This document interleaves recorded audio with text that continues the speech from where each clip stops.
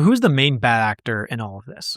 I think there's the McNeff family is the CEO who, I guess Brandon and Josh technically are the ones that got hired by Bricks and Minifigs. So they're all working together. It's the McNeff family and Brandon and Josh.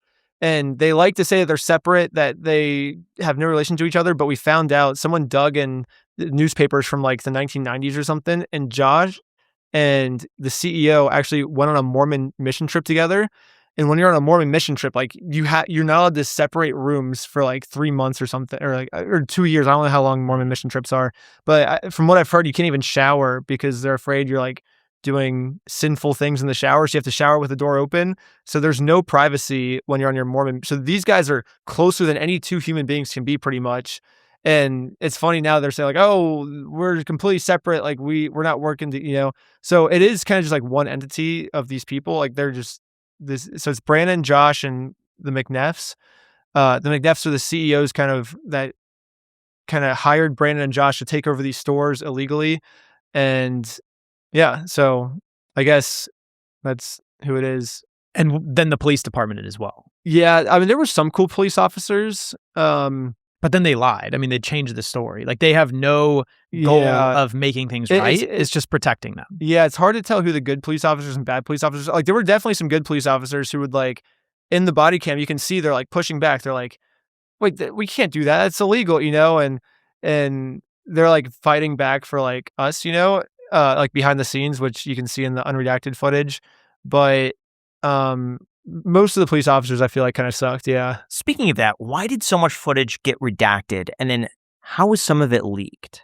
I don't know. I'm still trying to figure this out, but so I was like pissed off when they just redacted everything. And then it turns out that some of it was just them turning off their body cameras during the most important parts. So even with the unredactions, they're still like the most important parts. Like right before I like they find out the court case is real, they turn off their body cam for like 10 minutes and then they arrest me. So it's like, what happened during those 10 minutes? Is that legal to turn off your body cam? I don't know. Maybe. It seems like it defeats the entire purpose if you could just turn it off. In Oregon, they don't even use body cams, so it's every state's different. Yeah, we could look that up. I don't know. But yeah, during all the key moments, they turn off the body cams. Same with the heroin incident. Like during all the key moments, they turn off the body. So even in the unredacted stuff, it's like we still can't find out. But all the stuff that got redacted, I kept arguing. I was calling with them for like 2 months, probably like every day. Like, hey, like, can we get this unredacted? And they're like, oh no, it's protecting the victim. I'm like, but he's making claims about me. Like, if I'm being charged with these crimes, I don't have a right to know what I'm being charged for.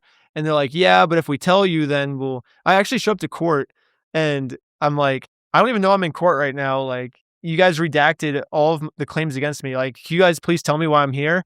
And then the prosecutor says, well, I'm hesitant to give him the footage because if we show him what he's being accused of, then he's going to use it for likes and clicks on his YouTube channel at the expense of our victim.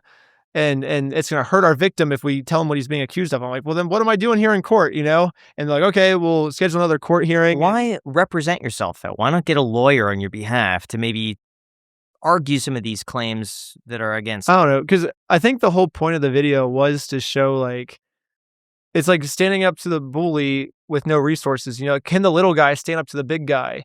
But if I get a lawyer, now it's the big guy standing up to the big guy, and there's no incentive for the little guy to. And so I wanted to really show, like, if we're creative, the little guy can stand up to the big guy. Like that's the whole like theme of the video. And I think getting a lawyer involved would have defeated that purpose, because then people would write it off. They'd be like, oh, he only won because he has a lawyer.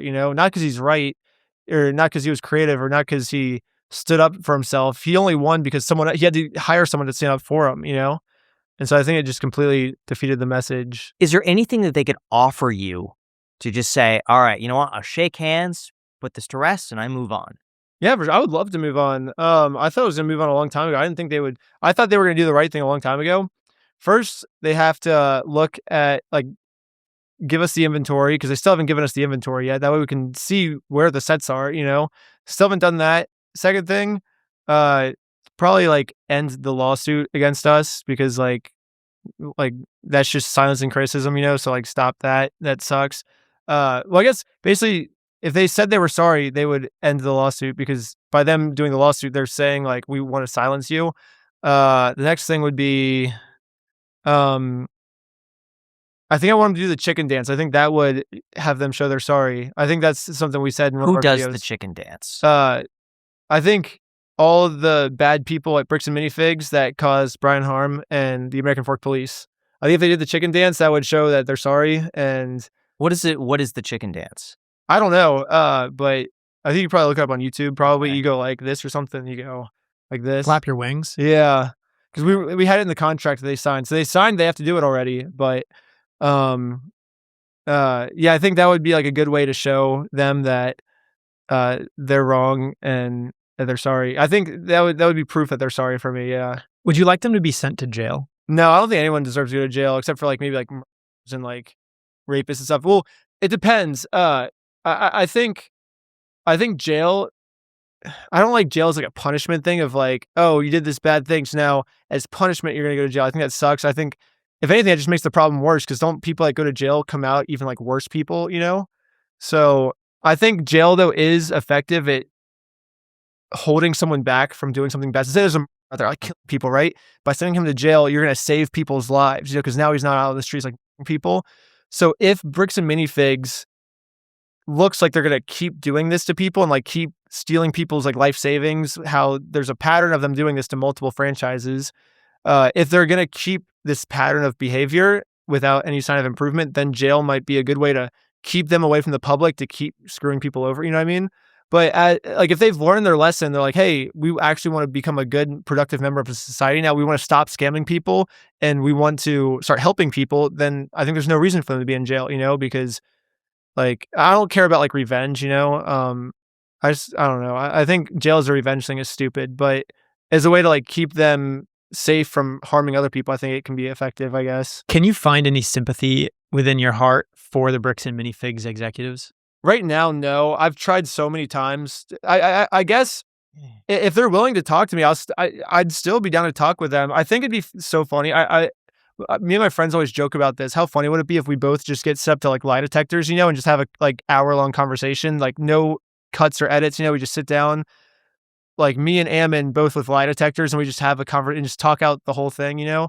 I think that would solve a lot of problems because then we know if we're lying or not, you know, and because every time I've tried to talk to him, he just lies and he's like, oh, we already sent the inventory list. We already reimbursed Brian. We already did all this stuff. And it's like, and so the conversation goes nowhere. But if we both had lie detector tests on and we could talk to each other, it'd be a productive conversation maybe. I don't know.